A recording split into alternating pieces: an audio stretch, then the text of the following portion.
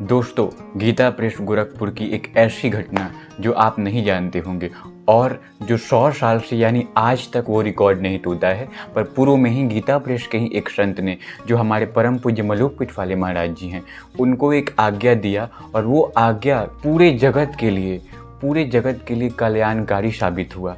तो ये कल्याणकारी आज्ञा क्या है और आज जिनके कारण हम मलुक पिठ वाले महाराज जी को देख रहे हैं, सुन रहे हैं, उनका भजन सुन रहे हैं और विश्व में बड़े लेवल पे ये गौ हत्या या सनातन धर्म का प्रचार है, ये आज हम देख पा रहे हैं। और हमारे ब्रज ही नहीं बल्कि पूरे सनातन धर्म के एक महान स्तंभ हैं हमारे मलुक पिठवाले महाराज जी। तो आज हम इस विषय में जानेंगे और गीता प्रेस से जुड़ी कई ऐसी विशेष घटना आज आपको सुनने को मिलेगा। अगर इस चैनल पे पहली बार आए हैं तो सब्सक्राइब करके घंटी ज़रूर दबा लेना, क्योंकि यहाँ से आपको निश्चित लाभ होगा। तो चलिए वीडियो को हम शुरू करते हैं। राधे श्याम।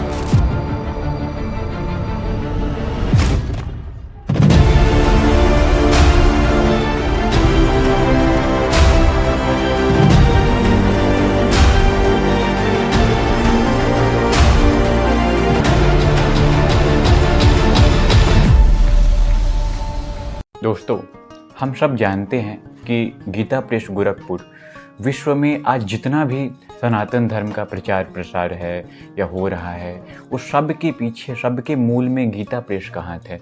क्योंकि आज देखिए, अन्य किसी प्रकाशन से आप जाएंगे लेने ग्रंथ तो 5-5 हज़ार, 4-4 हज़ार, और गीता प्रेस से एकदम सस्ता लागत मूल्य, यानी केवल छपाई का मूल्य, कागज़ का भी नहीं, 150 में रामायण, रामचरितमानस, 50 रुपये में गीता, 15 रुपये, 10 रुपये में गीता। हम लोग कहाँ जाते। और गीता प्रेस के जो संस्थापक हैं पूज्य सेठ जी श्री जयदयाल गोयनका जी, उनको सेठ इसलिए कहा जाता है क्योंकि श्रेष्ठ कहते थे स्वामी जी। श्रेष्ठ यानी खुद से अच्छा, उनको आदर देते थे। तो श्रेष्ठ कहते कहते सेठ हो गया। और वो पूज्य बाबू जी यानी पूज्य भाई जी श्री हनुमान प्रसाद पोद्दार जी को उन्होंने भाई कहते थे, भाई जी। तो भाई जी उनका नाम हो गया। तो गीता प्रेस वाले स्वामी जी महाराज और गीता प्रेस का नियम, कहीं भी कथा रिकॉर्ड नहीं करना, कहीं भी कुछ नहीं कथा करना, चंदा लेना। आज तक भी कोई पुरस्कार मिलता है तो आप देखते ही होंगे कि पैसा नहीं लिया जाता, केवल वो कप लिया जाता है।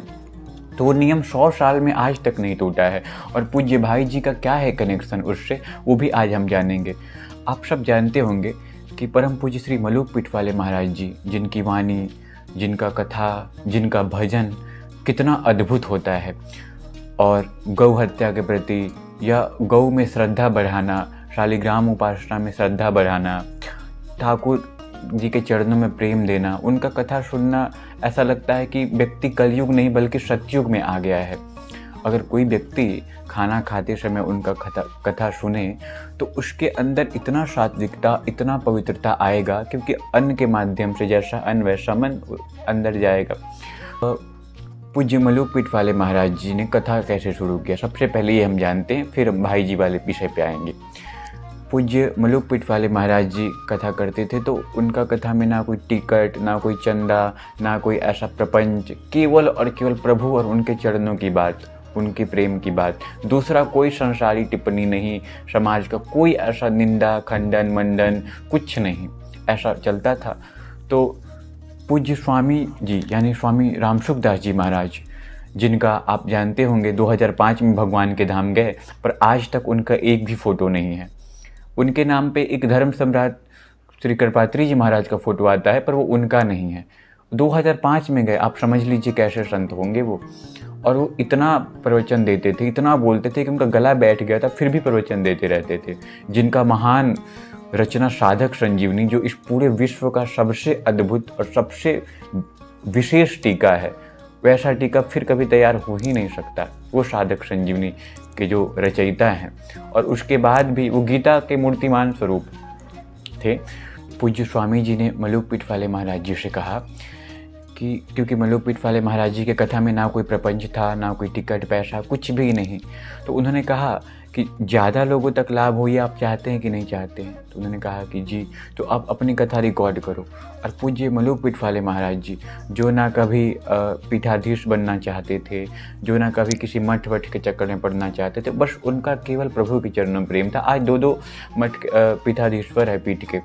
और आज तो आप जानते ही होंगे, गौशाला भी है, सब है, तो प्रभु उसी को देते हैं जो नहीं चाहता, क्योंकि वो उस चीज़ में फंसेगा नहीं, आसक्ति रहित रहेगा। तो क्या है ना कि उनको आज्ञा किया कि अपनी कथा रिकॉर्ड करो। तो पहले तो मलुकपीठ वाले महाराज जी बड़ा ऐसा किया कि नहीं, ये तो हम तो कथा जानते भी नहीं, उनकी विनम्रता की कथा तो आता भी नहीं। तो स्वामी जी ने कहा नहीं, ये कथा से सबको लाभ होना चाहिए और रिकॉर्ड करो। तो उनका जब आज्ञा हुआ तो मलुकपीठ वाले महाराज जी तब से अनुमति उन्होंने दे दिया और तब से उनका कथा रिकॉर्ड होने लगा। और आज जो हम यूट्यूब पे मलुकपीठ वाले महाराज जी यानी परम पूज्य श्री राजेंद्र दास जी महाराज का कथा, उनका दर्शन, उनका भजन प्राप्त करते हैं, इसमें पूज्य स्वामी जी का वो एक आज्ञा जो अभी 100 साल में किसी को ऐसा गीता प्रेस की तरफ से, संतों की तरफ से कोई आज्ञा नहीं मिला, यानी वो नियम टूट गया सेठ जी का। और एक और बात सुनिए, पूज्य भाई जी वाला भी, सेठ जी का नियम तो आपको पता है कितना कड़ा रहता था, और वो गंगा जल ही केवल पीते थे। एक बार ट्रेन में ख़त्म हो चुका था तो पूरा दर्द था, फिर भी उन्होंने साधारण पानी नहीं पिया। तो गंगा जल सुबह शाम आप सबको ज़रूर पीना चाहिए। देखिए जहाँ भी बोलते थे कि मेरे फ़ोटो को पूजा ना हो, ऐसा वैसा, वहाँ पे भाई जी के लिए भी बोलते थे, ठीक है। तो क्या है ना कि पूज्य भाई जी महाराज, उनका भाव देखिए, वो कहते थे कि अगर मेरे फ़ोटो को पूज के किसी को भगवान मिलते हैं या भगवान में श्रद्धा होता है तो ठीक है, मेरा फ़ोटो पूजे सब लोग, मेरे चरणों में प्रणाम करे, ये तन तो भगवान को ही है ना, भगवान को अर्पण कर दिया हमने, तो उनका है। अगर इसमें श्रद्धा करके किसी को भगवान मिलते हैं तो ठीक है, करो, ऐसा उनका भाव था। तो ऐसे पूज्य भाई जी महाराज भी, पूज्य भाई जी महाराज की तरह मलुकपीठ वाले महाराज जी ने भी कहा कि ठीक है, ज़्यादा लोगों को लाभ हो रहा है और स्वामी जी का आज्ञा है तो हम करते हैं। क्योंकि देखिए, जिस प्रकार किसी बच्चे को बुखार है तो उसके माता पिता उस सर पे लकड़ी रख के नहीं कहेंगे, उसी प्रकार जो भगवत प्राप्त महापुरुष होते हैं ना, वो अंदर देख लेते हैं कि किसके अंदर क्या क्वालिटी है, उसी को आज्ञा देते हैं।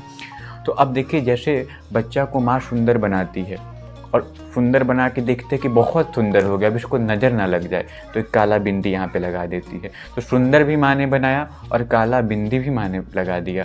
उसी प्रकार भगवान अपने भक्तों में, संतों में एक आध अवगुण डाल देते हैं ताकि इस कलयुग के जीव उनको पहचान ना पाए और उनसे श्रद्धा ना कर पाए, उनसे दूर दूर रहे। क्योंकि श्रद्धावान लभते ज्ञानम, श्रद्धा करके तो लाभ हो जाएगा और उन संतों को बचाना है।